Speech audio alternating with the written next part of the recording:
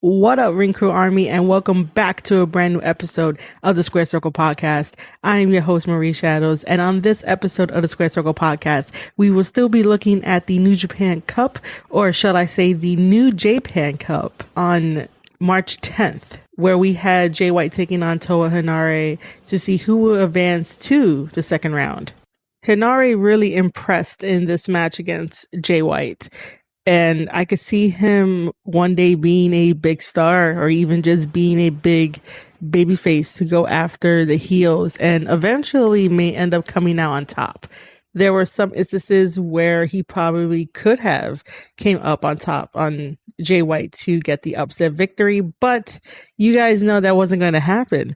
This New Japan Cup is definitely the Japan Cup, and he's going to go all the way to the finals, fight Kota Ibushi, and definitely split that belt back into its two original forms, the IWGP Intercontinental Championship and the IWGP Heavyweight Championship titles. Because I totally believe that we shouldn't be erasing anyone's legacy, no matter how many times Naito has challenged for that belt, no matter how many times Tana or Okada has challenged for those belts. And yeah, while those three main top guys can make the argument to New Japan Pro Wrestling Management that they deserve a title shot at any time because of their accolades, you know, anyone else in that company can still climb the same ladder and still do the same amount of feats that the three top guys can do. You know, I've always looked at it from a creative standpoint for a chance of having the young lions start their legacies off. And I think that sometimes it's best to start off with maybe the Intercontinental Championship title, because that feels like the second best title aside from the IWGP Heavyweight Championship title that, you know, everybody wants to have. And sometimes not everyone can definitely have that title. So why not go after the Intercontinental title, the United States title, the six-man never openweight championship title, and even the six-man never openweight tag team championships, and then the junior tag team championships, regular tag team championships, and I think that's all the titles that I mentioned. Either way, I like that the Young Lions can have a little bit of creativity with all these titles rather than trying to fight for the rest of them. While sure, combining both championships can help elevate the other titles within New Japan Pro Wrestling, you know, I always want to make sure that if New Japan is going to be signing a lot more guys, that they have a lot more opportunities to create stories around these belts and make all the belts feel important and not just the two main ones that we always talk about. So if Jay White could find a way to split them back, have them back in the company rather than just having one. And, you know, people may feel that it can get boring and a routine can definitely happen with these belts. But with the right direction in creative and booking, we could take on fresh new ideas even as they're split. If they're combined as one, you know, I could understand that Kota Ibushi wants to be the first, so that way we could always talk about him. But Ibushi, we're always going to talk about you no matter what. You're always going to be in the debates of who's the greatest wrestler, who's the greatest high flyer, who's the greatest tag team wrestler that's out there. You know, you're always going to be talked about in any debates, whether or not you're the first champion, the last champion, the middle champion. It doesn't really matter. Your name is going to be synonymous with everything else that we talk about in professional wrestling. So combining both belts does make you possibly not only the god that you claim to be, but also the devil as well, taking away a tradition from New Japan Pro Wrestling to just have one belt. While it could be innovative and smart and interesting to build up new stories and new rivalries for people that have never held it, that means that Tana will have to work triple times harder. Okada will have to work triple times harder, and Naito will definitely have to work triple times harder to just get the belt on their shoulders and take it away from anyone else and start building their legacy to rebuild it. Sure, that's a lot of work on their hands, but they could still do the same thing if both belts were split, and anybody could definitely make it harder for them to achieve that success. And then when they finally end up getting one of the belts, it will feel that much better rather than trying to fight for one belt that you obviously just wanted after you realized you had to pull double duty to fulfill your obligations as the so-called god of New Japan Pro Wrestling. I want to throw this out there before I dive into the wonderful match between Henare and Jay White. So because Henare impressed me and he's going to be a real big deal one day in New Japan Pro Wrestling or anywhere that he goes in the world of professional wrestling. Imagine if we still had both titles before the unification was signed. I can definitely see Henare going after the IWGP Intercontinental Championship title. And with his massive power and his strength and his ability in the ring, he could definitely keep it for a long time. And he could definitely create a rivalry between someone else that wants to step up and take that championship away from him. But now that the belts are unified, that type of fresh storytelling that Henare will usher in a new era for the Intercontinental Championship legacy will not be there, and it will not be attached to his career, his accolades because of this unification. I just hope that when people listen to this podcast, that they understand that stories are going to be less now that we have a unification title. And that is the only point I really want to get across, is that stories are good for professional wrestling and for the good of the wrestlers as a whole. That's why I got into professional wrestling. The creativity, the story, the drama got me into it, and thus why I went for a writing degree for my career and to help these guys out and to just steer along their stories and their bookings to make sure that everything is consistent, to make sure that we don't miss any loopholes or loose ends. And sometimes wrestlers forget this and they need an extra hand. I have no problem with helping anybody in the wrestling business with their character or their booking. So to have one less title in a company that prides themselves on being the best in the ring and making the best stories between each other, it's a little absurd that the new guys coming in and won't get the chance to stretch their creativity with a really high profile belt. And Henare could have had a chance and had that gold around his waist if we would not have this unification. So I'm just trying to drive the point home from a creative standpoint. It sort of hinders all the new lions that are coming up through the dojo system, the ones that have already graduated and they have yet to really do anything spectacular to grab the fans' attention because they're not going after titles. They're not stretching their wings as much in their bookings. And because we currently have this unification going on. So it sort of stops them and they have to rethink about the goals that they want. Maybe one of the young lions wanted to hold the Intercontinental Championship title, but our lovely god of New Japan Pro Wrestling probably didn't think about that because he already held it many times before getting the double championships. So, take it as what you will. Kota Ibushi playing both God and Devil, probably. That's most likely what it is. But I'm here to advocate for creativity within professional wrestling because creativity brings in money. That's what it is. Creativity brings in money. With that being said, let's talk about Jay White versus Henare for the first round of the New Japan Cup of 2021.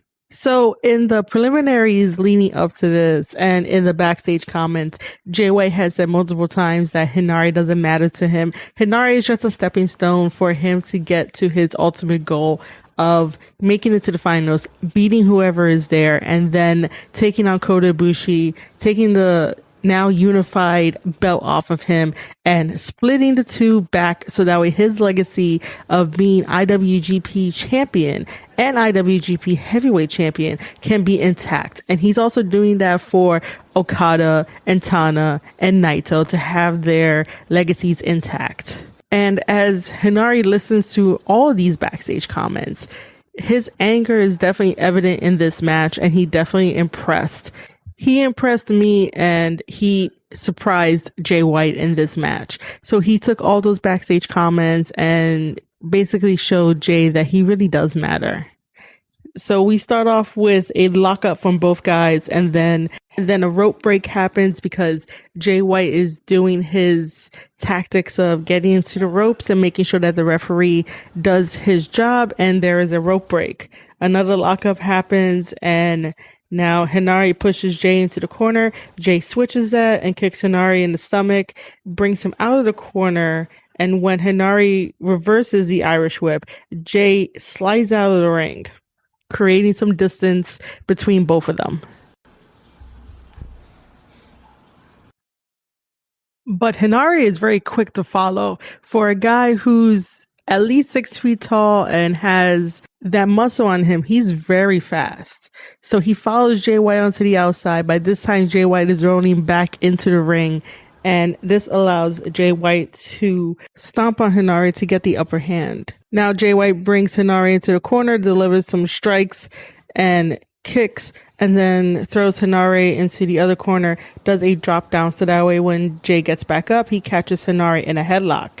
Henare pushes Jay off into the ropes, and Jay smartly rolls out. This is where Jay starts playing mind games with Henare, and all Henare wants to do is showcase his power and his athleticism towards Jay and make sure that Jay knows that he does matter in this match.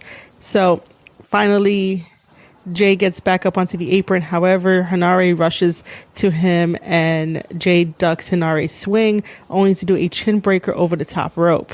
Jay comes back into the ring with a headlock takeover and does another one so that way he can show Henare that he's not stronger than Jay White or even smarter than Jay White.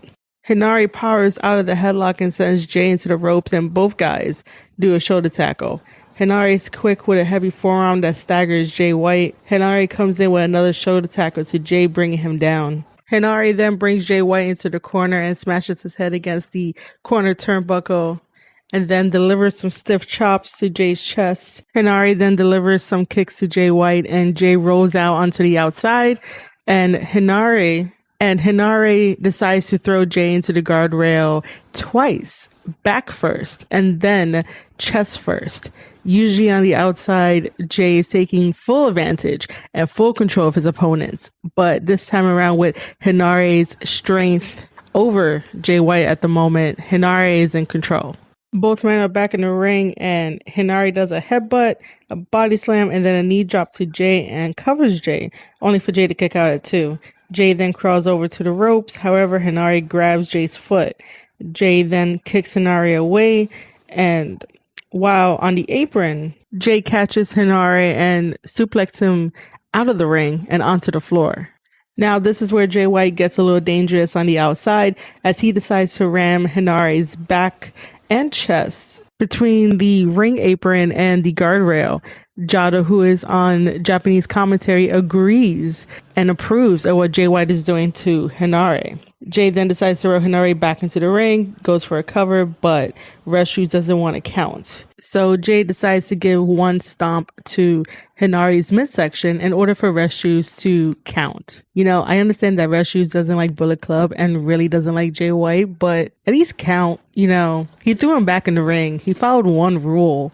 Jay does a body slam to Henare and goes for another cover. Henare kicks out, and then Jay decides to drive his knee into the lower back of Henare, damaging that core so that way Henare doesn't have enough strength to pick up Jay White and do some really strong power moves. Jay then does a single leg Boston Crab to Henare and drives his knee into the lower back of Henare to add pressure to it.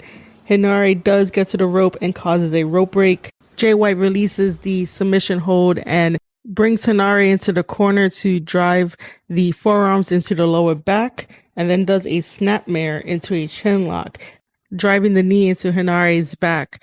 Henare powers out of the chin lock and throws some punches into Jay's midsection, but Jay just pulls Henare down by the hair. Jay then tries to throw Henare, however, Henare hangs on to the rope. Henare reverses the Irish whip on Jay, and Jay is sent shoulder first into the corner pad. That looked completely devastating. Henare comes in with a chop, then a shoulder tackle, and a suplex to Jay. Jay manages to get to the corner and pull himself up by the ropes. and Henare comes charging at Jay, only for Jay to get the boots up on Henare. Henare then manages to slap Jay's chest again, picks him up for a fireman's carry. However, Jay escapes and does a DDT to Henare. Jay then does a running elbow into Henare in the corner, pulls him out of the corner to try for another move and escapes Henare's hold, only to kick Henare in the leg so it can make it easier for Jay White to do a snap suplex to Henare in the corner pad. And then Jay White picks up Henare for the Blade Buster and goes for a cover, and Henare kicks out at 2. Jay then delivers some more kicks to Henare's midsection to weaken his core, even kicks to his face and forearms, and Henare absorbs all of that from Jay to deliver one heavy forearm to Jay. Jay blocks Henare's attack and does a flatliner to Henare, and then a deadlift German to Henare. At this point in the match, Jay is toying with Henare, some slaps, and then ducks Henare's attack and a big Uranagi to Henare. Jay pushes Henare out to the floor to have Rest Shoes count Henare out so that way Jay White can win. At this point in the match, this is Jay White letting Henare know that he really doesn't matter and that Jay White is above Henare. Jay White really doesn't do this type of tactic unless he really feels like his opponent is not up to his standard, is not up to his worth. So pushing Henare out to try to just get a count out victory is not only the heel thing to do and not only the Bullet Club thing to do, but also just to show that Henare is not there yet. Henare probably came back from training elsewhere and hasn't even built up enough reputation in New Japan Pro Wrestling to be considered on Jay White's level. So pushing him out of the ring, trying to get this count out as a victory for him to move on to the second round where he will be facing Tanahashi. And I might have just spoiled it. Either way, Jay White is really good at getting into the psyche of the opponents that he wrestles. And this is one of the major factors that makes him so great inside and outside the ring. Imagine being the great baby face that is Henare and being told your whole entire life that you don't matter and that everything that you dream of is probably not going to come true and that you'll have to work 10 times harder than everyone else. And sometimes people do not see potential in you and every single negative thing that ever gets thrown your way. And then it gets amplified when you finally come to New Japan Pro Wrestling and you're facing Jay White, who's at the top of his game, who has a lot of accolades under his belt. And then he adds more damage psychologically by kicking you out of the ring just to get a count out victory and just to say in future promos that he beat someone like Henare just by a count out, as if like that win really didn't matter. For Jay to push Henare out of the ring several times during this segment of him trying to get the count out victory, it basically solidifies that this win over Henare really does not matter to Jay White.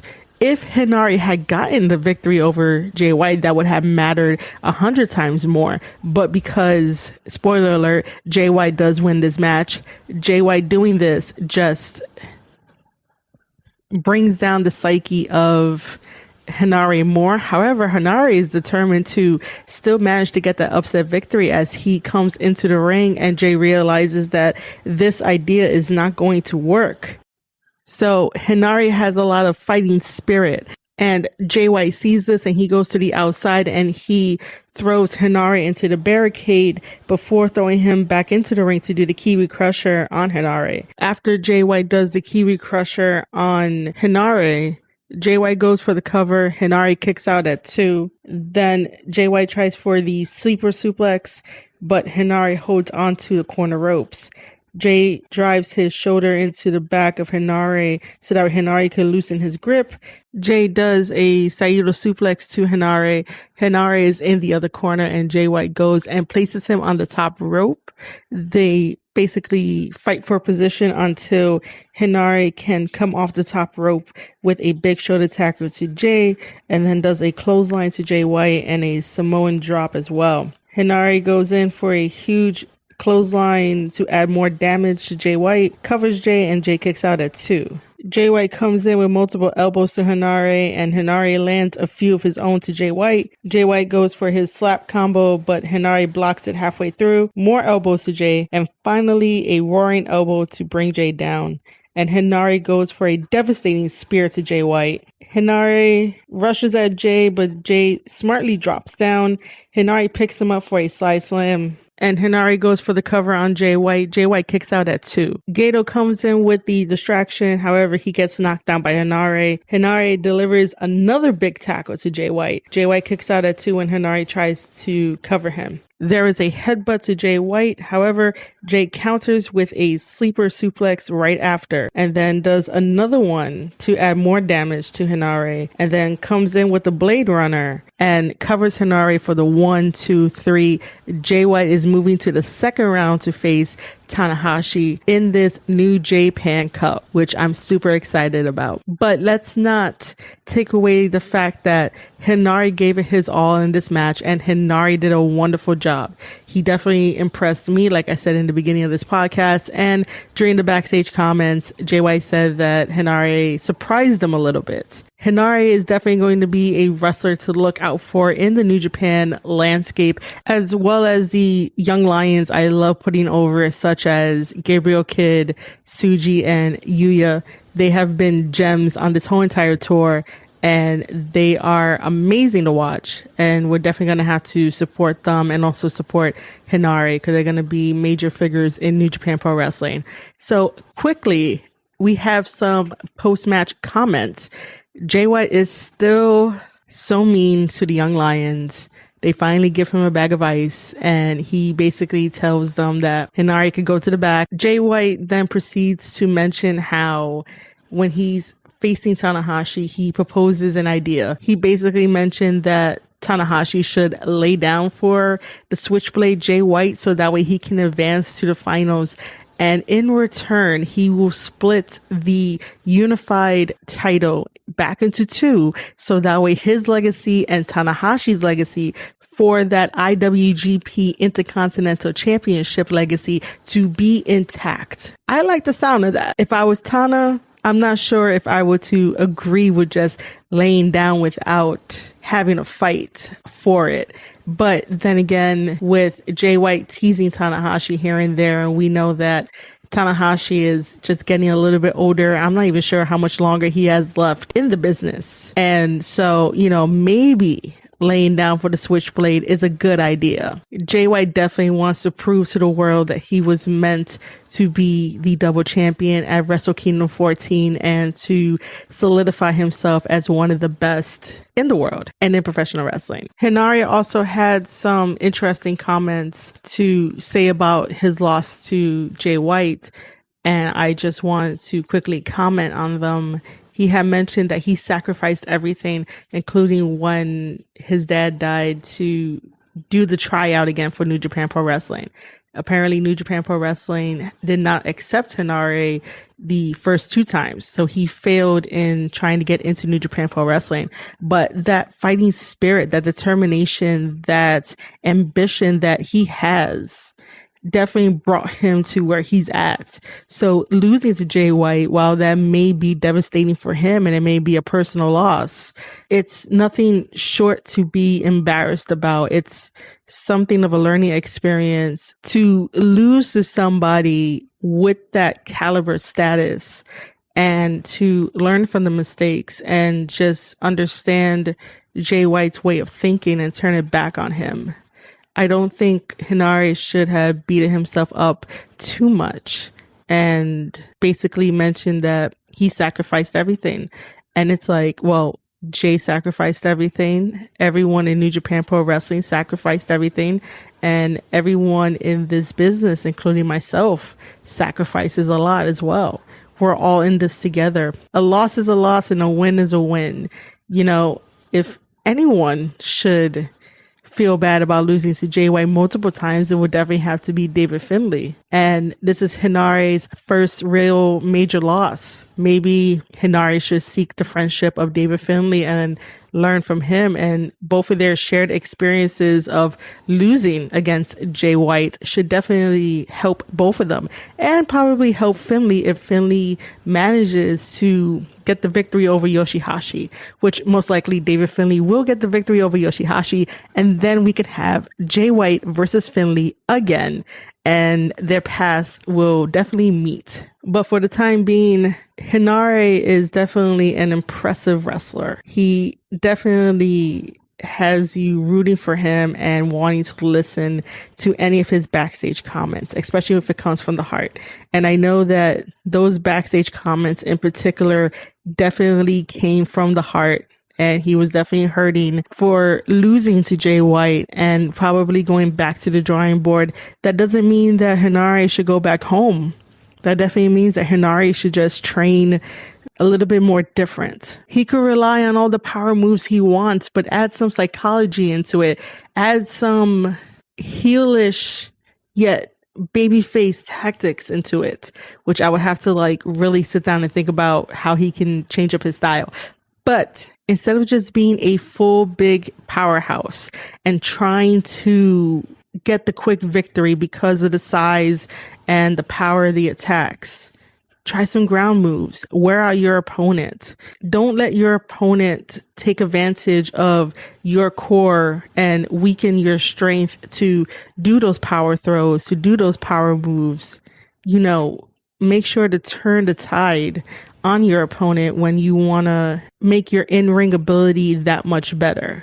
And that's why losing to Jay White is a learning experience to try to turn your whole entire style around and make it an all-round contender. So I have nothing against Henare. Henare is definitely going to be on my wrestler to watch list and see how he grows in his career and see how far he goes. This is just me talking about how he can change up his style after suffering a loss to Jay White. And it definitely looked like it was eating him up inside.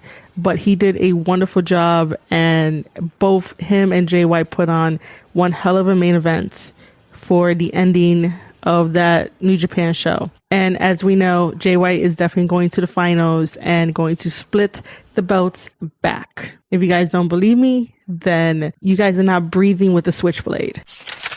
All right, ladies and gentlemen, that has been my analysis of Jay White versus Toa Henare. And if you enjoyed that analysis, make sure to show this podcast episode some love. There are many ways you can show this podcast episode some love. So this will be in audio format for everyone that loves to take podcasts on the go. Head over to anchor.fm/Square Circle Podcast. The cool thing about Anchor is that you guys can leave me a voice message with your thoughts about this episode and your thoughts about Henare and Jay White and everything New Japan Pro Wrestling. Just make sure to hit that little button that says voice message, record your message. I'll listen to it. I'll play it on the podcast. The other thing too is that if you enjoy my hard work, you could also leave me a tip. It is not necessary, but if you want to help out the show and myself and just wrestling in general, that'd be great. You can also listen to this on Spotify, Apple Podcasts, Google Podcasts as well. This will also be in video format, so head over to youtube.com/Square Circle Podcast. Help me get up to that 100 subscriber goal so that way we can all be in this community together and talk about professional wrestling. If you guys are not already following me on Twitter, where I can have conversations for days about professional wrestling, make sure to follow me at Marie_Shadows. All right, ladies and gentlemen, it is always fun talking about New Japan Pro Wrestling and wrestling in general, and also talking about anything JY related.